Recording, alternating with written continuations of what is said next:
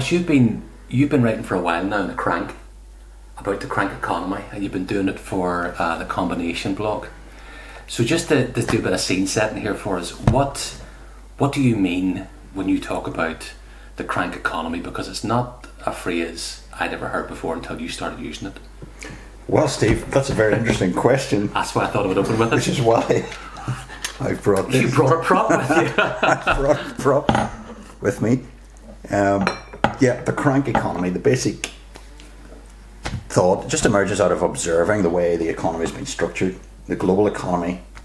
Actually, I suppose when I began to think about it, I thought it's not even a recent phenomenon. It stretches back centuries through the time of colonialism, slavery, and all the rest. The idea being that the forces of the economy are all directed vertically. If here is an actual, a car jack, which works on this principle. You turn this crank, and because of the way the mechanisms are structured, all the forces are directed vertically. You can lift a huge amount of weight with this thing by turning this crank. You can lift a car, let's face it, what's the whole point of it. But how that works is that all the pressures are directed down onto the ground, so that as you turn the crank, it's capable of raising great weights and masses up, but it does so by putting pressure down at the bottom. And to me, that is the way we have structured the global economy for centuries, but with a bit of a realignment of some of those forces after the Second World War. But then the crank was really turned up again as the sort of, the Thatcherite and Reaganite political philosophies took hold and began to... So one very narrow group are basically elevated in society, while a larger mass of people, these days are referred to as the 99%, are basically crushed. They take the pressure that is required to elevate this smaller group. There's some people getting very, very wealthy and having a very, very high income on the basis of the way we've set up the economy at the minute. And the problem is that because of the way everybody keeps turning the crank, everybody says, there is no alternative, we've got to keep growth going at all costs. No, because in fact that's storing up trouble, it's causing damage, it's putting pressure down on the bottom. We've already seen, 10 years ago exactly, there was one big crash that came about because everything was being stretched too far. And that's the thing, you make the point that there was no alternative to this. Allegedly. Allegedly. I mean, I think about my entire adult life to suggest otherwise, to suggest that there was an alternative for this, that this wasn't the only way of doing things. You were effectively yourself a crank for even suggesting such a thing. So, but my instincts are that conversation is changing. Yeah. That there are that because of the crash, because of some of the kind of political shocks, which we have seen recently, which have been delivered to the system, that the conversation's beginning to change.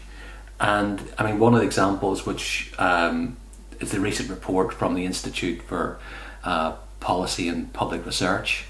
Yeah, Public Policy Research. Policy Research, who just come out with a report called Prosperity and Justice. I mean, this is a huge document. I think it's over 300 pages long. And I know, Maurice, that you've read all of it, but you've had a look at this here. I mean, what do you see as the kind of highlights of this report, and how does it begin to address those kind of concerns that you have around the crank economy? Thank you for your faith in me. I in fact haven't read all of it. I don't doubt you will know. But I probably will, because I do think, already there are a lot of people saying this kind of crystallizes a lot of thinking. As you say, there's been a lot of people have been thinking about this since the crash. I think it became quite clear at the time of the crash that there really were kind of two broad schools of thought. One was the sort of more conservative side, as it were, for whom the solution was get the crank turning again as fast as possible, quickly get everybody hands to the pump, get turning the crank, because we've got to get growth back up if we're going to solve this problem. And the other school of thought said, stop turning the crank, because it's turning the crank that caused the problem in the first place. That stretching of inequality, that putting of pressure down at the bottom, the cutting of costs. I mean, it's austerity. Austerity's what is a turn on the crank. Exactly. When we talk about what turns the crank, austerity, it's policies. Yes. And austerity's one of those. Yeah. With the pressure, and this is the thing about it, isn't it? Because I remember seeing a chart, seeing some statistics which sort of showed that how quickly the profits of large corporations recovered, and CEO, their wages go salaries go shooting back up again at the same time as austerity is being implemented and the pressure is being put on people below. So I say that conversation seems to have changed from there at some stage. It was a sort of rescue the banks, rescue the speculators who caused the crash in the first place, and then put a squeeze on public spending. That was the model that was advocated by certainly the Conservatives, but also by even some of the sort of centre left, who were afraid of being portrayed as being cranks. It's to me it's the sort of those who believe in cranking up growth at all costs that really are the cranks. Because what you're doing is anti-democratic. If you don't have to look at America to see, for example, in 2010, the Supreme Court decided that corporations had free speech rights under the Constitution. That's right. Yeah. Which meant that from that point on, corporations could spend as much as they liked running campaign ads in election periods to decide who got a Senate seat or even presidency or whatever. So democracy is about equality of status, one person, one vote, and we all count for the same amount. The market, it's $1, one vote. And if you start to introduce mechanisms that permit those with the biggest wallets to count for more, then you're moving away from democracy. So if we were going to look at ways then to begin to think about democratising the economy, that's something that you're beginning to think about now. I mean, you've started with the analysis of the crank economy, which is a critique of that, but now you're starting to think about ways in which you might begin to combat that. What's the alternative to that? What's the alternative to the crank economy? The problem with the crank economy, as I said at the beginning, is that all the forces are directed vertically.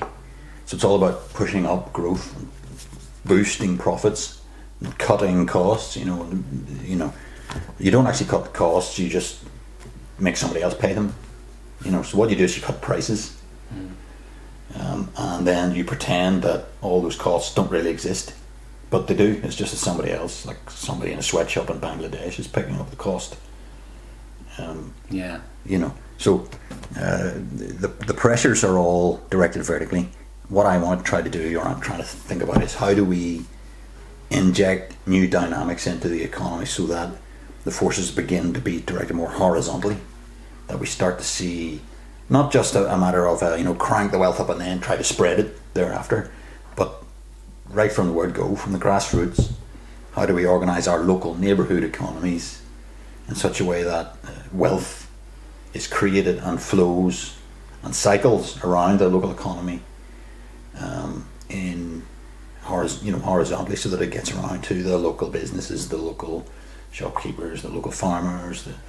So the farmer is not being paid less than the cost of production for a pint of milk, for example. How do we put power back into the grassroots rather than crank it all up to someone who's going to offshore it? And one of the things that you've been looking at is the idea of cooperatives, which in many respects that's an old idea, but it's one which again seems to be becoming increasingly part of current thinking as we begin to start a new conversation about the economy. You've been recently to Rochdale, and further afield. What have you been doing there? I decided to go on what I did on my holidays. It was a bit of that, I went off to, as you say, Rochdale, just for 2 days, but a night and a day really. just so that I could go and see the birthplace of the modern cooperative movement, which was, a little store, tiny little store in rainy Rochdale. But from there, enormous consequences flowed. The Rochdale pioneers, there were 28 of them. Within weeks, there were hundreds. Within months, or the next couple of years at any rate, there were thousands, and they spread all across the country. And people started to come in from overseas. People came in from Spain, from Germany, Japan.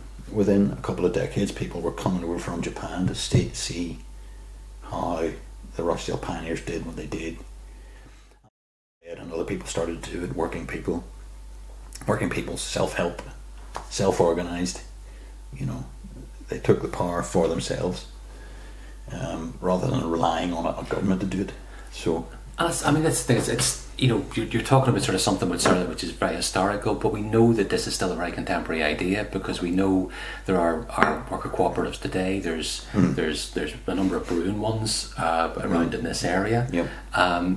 There's still mutuals still going, and one of the things that you've done in the film is you've travelled to Spain, haven't you? Yep. Where there are very contemporary examples of this. Yeah, so that was my... Yeah, so basically the purpose of my little trip was to make a film, make one of my little films for the combination, .org.uk. So, starts in Rochdale, and I haven't finished it yet, by the way. I haven't had the time to edit it together. But too busy doing this. Yeah, but the idea is to...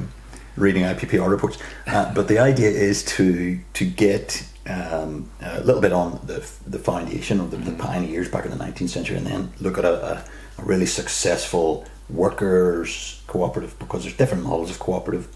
The members can be either consumers, or it can be producers, or it can be workers. So the Mondragon in the Basque Country, the Arasati Mondragon little town where the biggest federation of workers' cooperatives in the world is based, and it's sort of got going after the Second World War again in the 50s, and rapidly grew to the point where I think they're 98, if I'm not mistaken, but watch the film for the real figure. To give you sort of an illustration, the Mondragon cooperatives, the pay ratio between the I think it's the lowest paid in the company and the top paid in the company in any of their sort of cooperatives, and one of the members of that federation is, I think it's 1 to 6, whereas in let's say a comparably sized organisation like Visa Corporation, I think last year from memory, again look this up somewhere and check, the ratio was something like 1 to 525, or somewhere around there.